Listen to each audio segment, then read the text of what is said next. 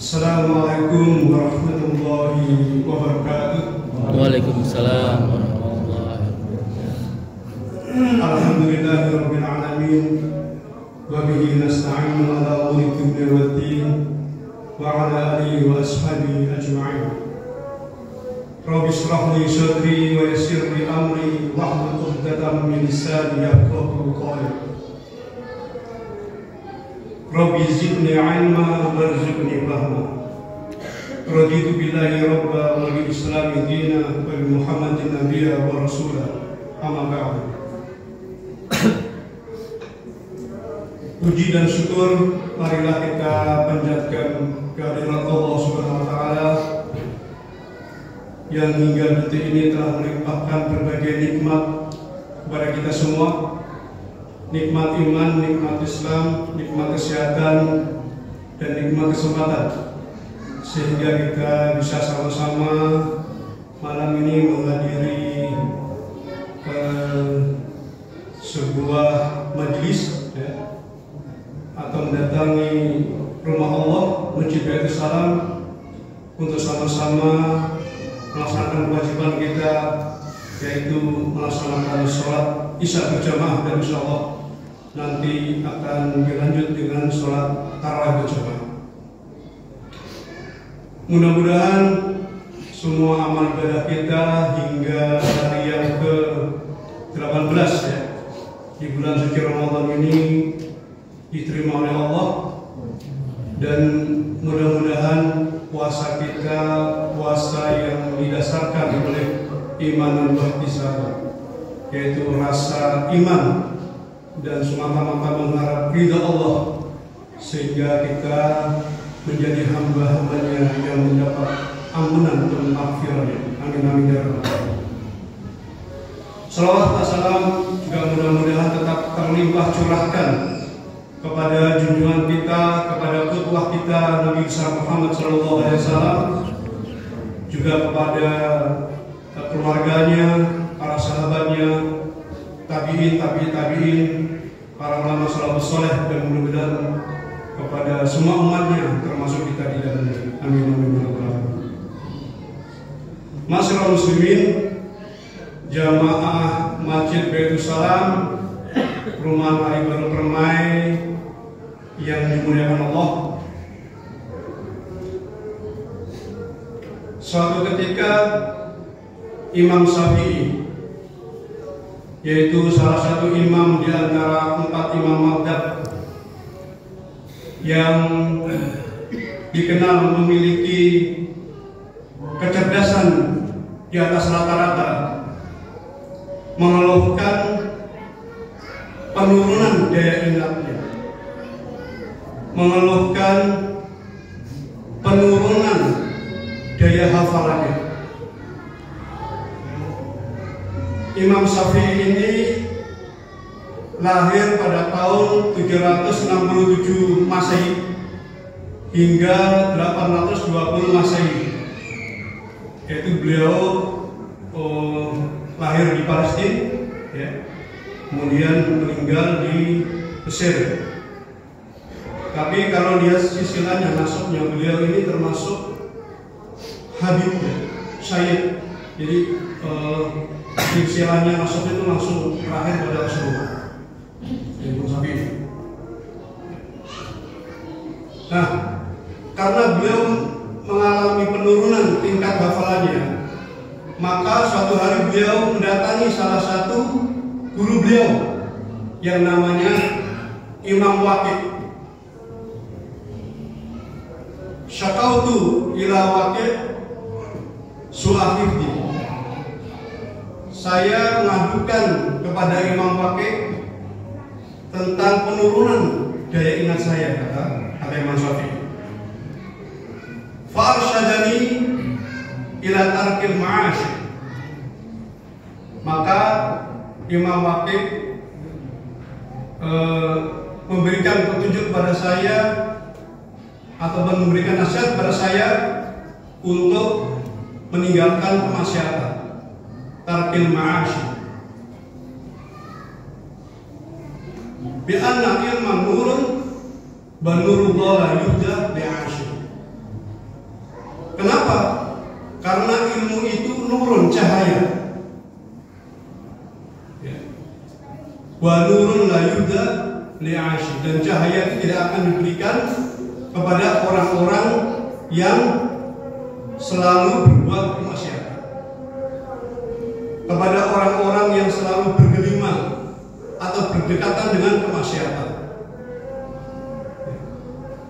Jadi ilmu itu akan diberikan, kata Imam Waqi ini, kepada orang-orang, kepada figur-figur yang selalu menjaga dirinya, selalu menjaga hatinya untuk tidak berbuat maksiat.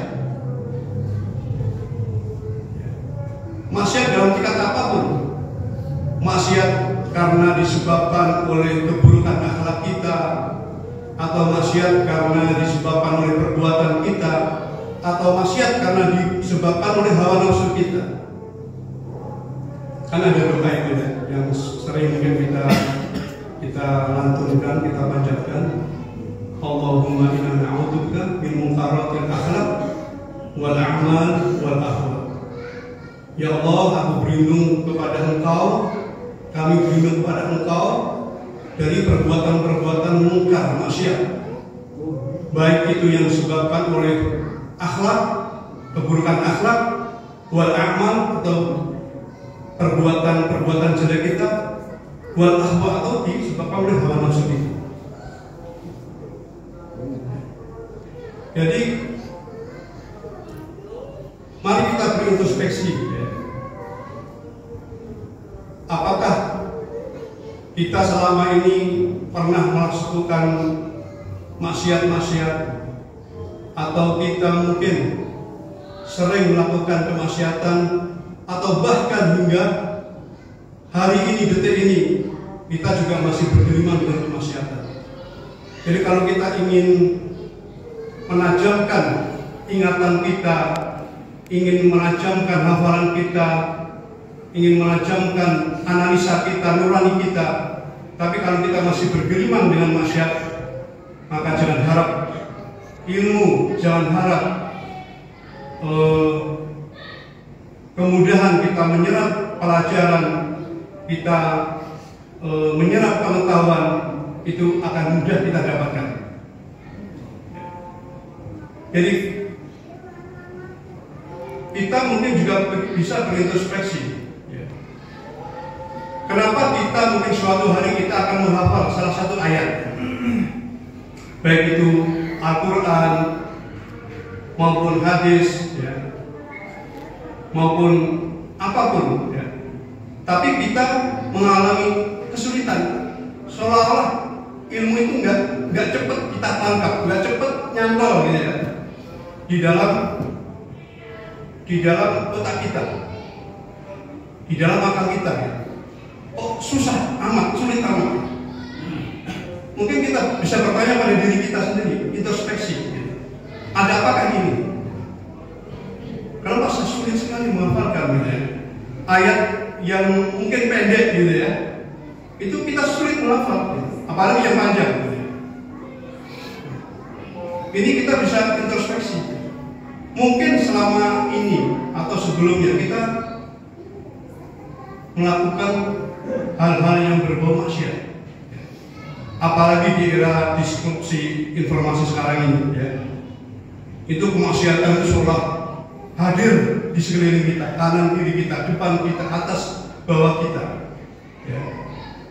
Kita yang sangat akrab dengan medsos, saya kira kita akan menyadari bahwa setiap postingan, setiap sajian fitur-fitur yang ada di medsos itu seolah hari-hari ini akan jauh, ya, akan sulit untuk menolak kemaksiatan itu. Di FB itu kan ada fitur video, ya. Itu kalau kita klik, Masya Allah, isinya porno aksi, ya, pornografi, ya. Yang seolah-olah itu sulit kita tolak, kita tangkap. Di IG, apalagi IG itu, waduh, apalagi sekarang tambah TikTok, ya kan? Jadi sekarang kita hidup di era sekarang ini seolah-olah apa ya? Kemaksiatan itu hadir setiap saat, ya. Dalam bentuk apapun, yang minimal maksiat yang dikarenakan oleh zina mata, ya. Hanya orang-orang yang memiliki tingkat keimanan dan ketakwaan yang tinggi saja yang mungkin kemudian bisa menfilter itu, bisa men-screening itu. Tapi bagi anak-anak kita, ya, adik-adik kita yang mungkin memiliki tingkat keimanan yang tidak sama dengan kita, maka akan sulit, ya. Akan sulit bisa menolak hadirnya konten-konten, ya, gambar maupun video yang mengandung unsur-unsur tadi kemaksiatan, pornografi, porno aksi.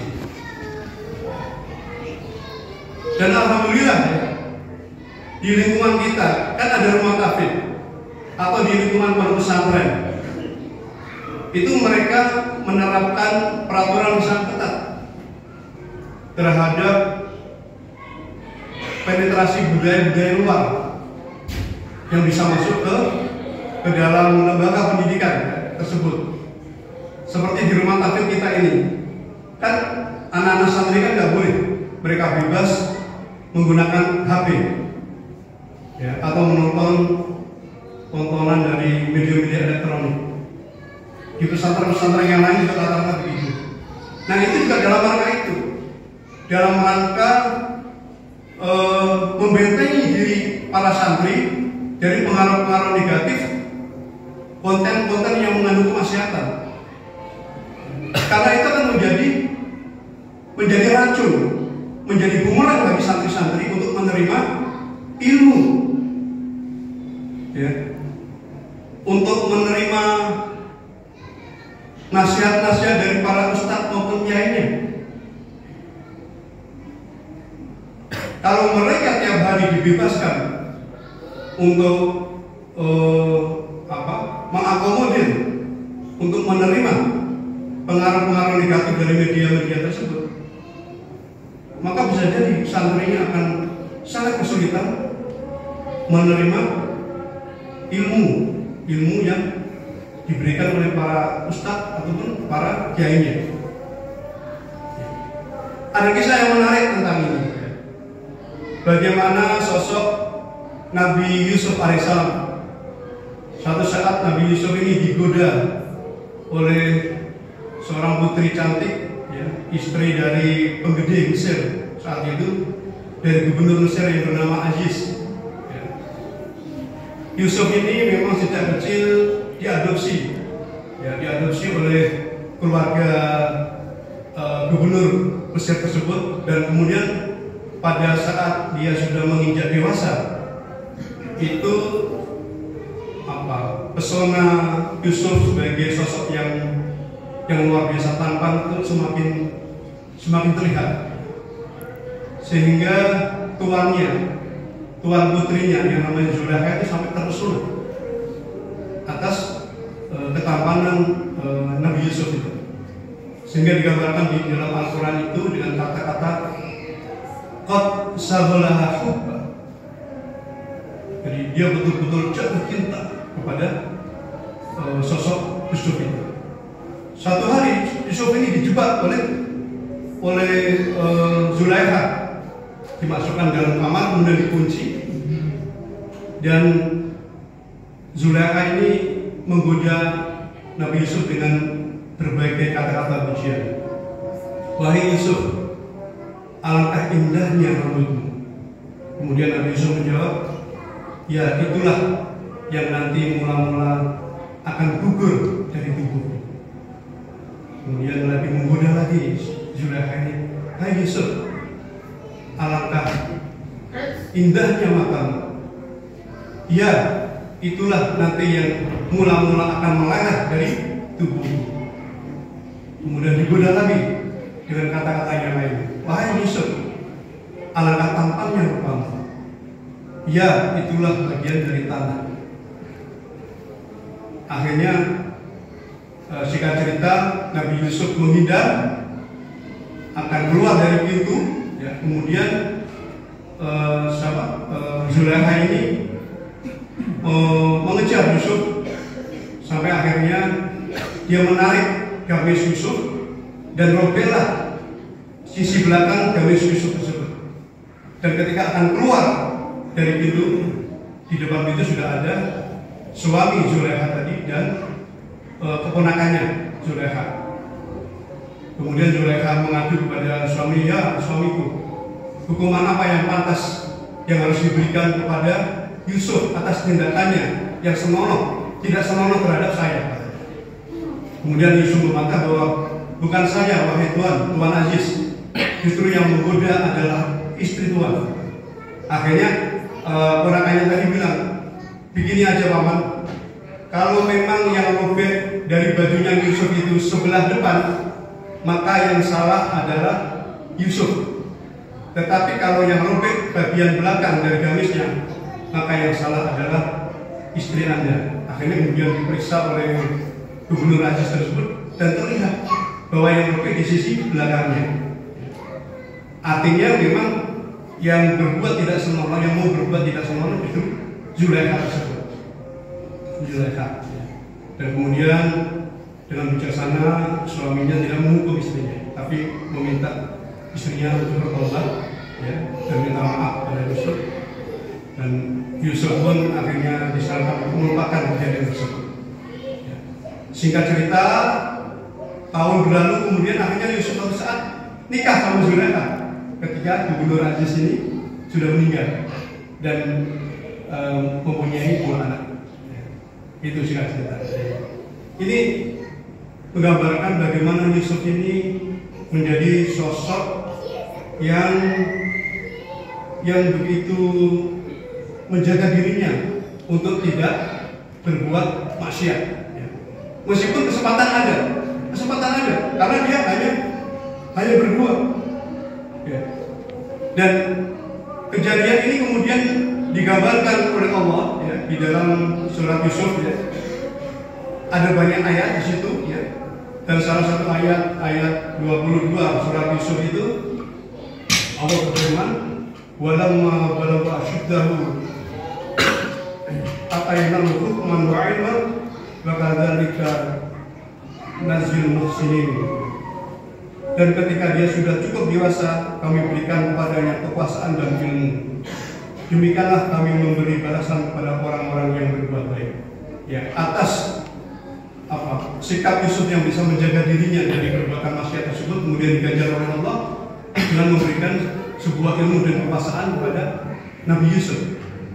Dan kemudian hari ataupun tahun berlalu, akhirnya kan suatu saat Yusuf mendapat jabatan yang cukup prestisius, cukup bergengsi di negeri Mesir, menjadi seorang bendahara satu negara, ya. Bendahara di negara Mesir, menjadi seorang, katakan kalau sekarang seperti Menteri Keuangan. Ya, itu barangkali yang bisa saya sampaikan, ya, karena waktu sudah habis 15 menit, ya. Jadi intinya kita memang harus menjaga diri kita, ya. Kalau kita ingin mudah mendapatkan ilmu, anak-anak kita ingin mudah mendapatkan ilmu, ingin mudah menghafal, ingin mudah mengajarkan analisa mereka, ingin mudah menyerap pengetahuan baru, maka prasyaratnya adalah jauhkan mereka, jauhkan diri kita dari kemaksiatan, hal-hal yang maksiat.